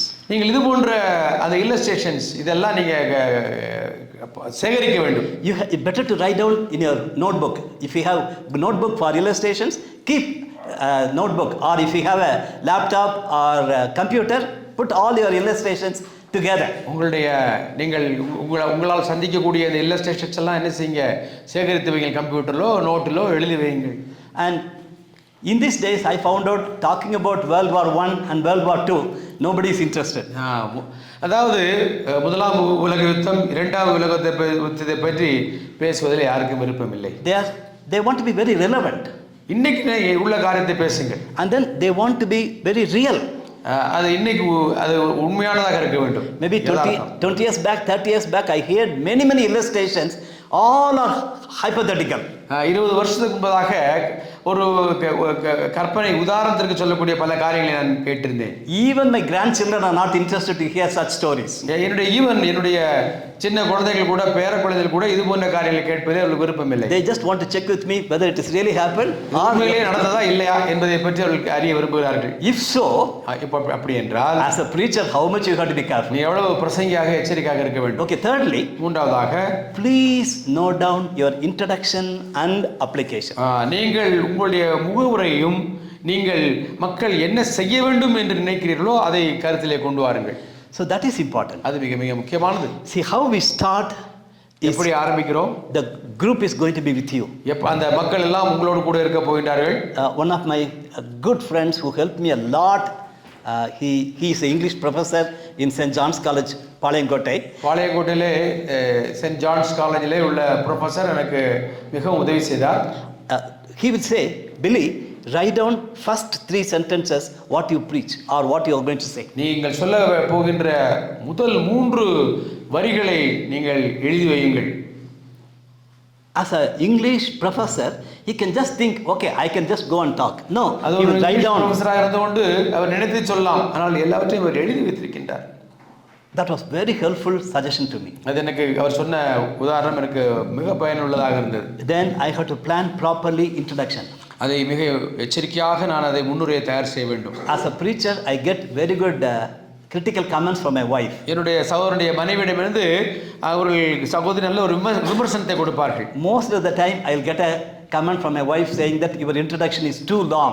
உங்களுடைய முகவரை மிக நீளமாகி போய்விட்டதுன்னு சொல்வார்கள். You are all waiting to hear what's the first message. என்ன நீங்கள் சொல்ல வருகிறீர்கள் மக்கள் கேட்டுக்கொண்டிருக்கின்றார்கள். See, I have to be careful. நான் எச்சரிக்கையாக இருக்க வேண்டும். When I write my introduction, என்னுடைய முகவரி எழுதும் பொழுது these are all very helpful. இவையெல்லாம் மிக மிக உதவி செய்யக்கூடியது. Last, application. கடைசியாக நான் எதை செய்ய வேண்டும், என்னுடைய வாழ்க்கையில செய்ய வேண்டிய காரியம் என்ன, that also you have to write down. நீங்கள் அதை கூட எழுதி வையுங்கள். See, when you are going to conclude the message, உங்களுடைய செய்தியை நீங்கள் முடிக்க போகும்பொழுது how I am going to apply it and how I am going to apply to the congregation. இந்த மக்களுக்கு நான் எதை சொல்ல போகிறேன், அவர்கள் என்ன செய்ய வேண்டும், அவர்களிடத்தில் நான் என்ன மாற்றத்தை எதிர்பார்க்கிறேன், that also you have to note down. அதையும் கூட நீங்கள் எழுதி வைக்க வேண்டும். Otherwise, இல்லாவிட்டால், as my mentor says, சகோதரனுடைய ஆலோசகர், some preachers are going like a flight, going here, going around, they cannot come down at all. Aeroplane ஏறி உட்கார்ந்தாங்க, கீழே இறங்க மாட்டேங்குது ஏரோப்ளேன், அது மாதிரி இருப்பான். They do not know how to just land. எப்படி அந்த ஏரோப்ளேனை கீழே இறக்குவது என்பது கிடையாது, தெரியாது. Because we didn't plan it. அது நமக்கு திட்டமிடவில்லை. We were excited to talk, we are not stopping.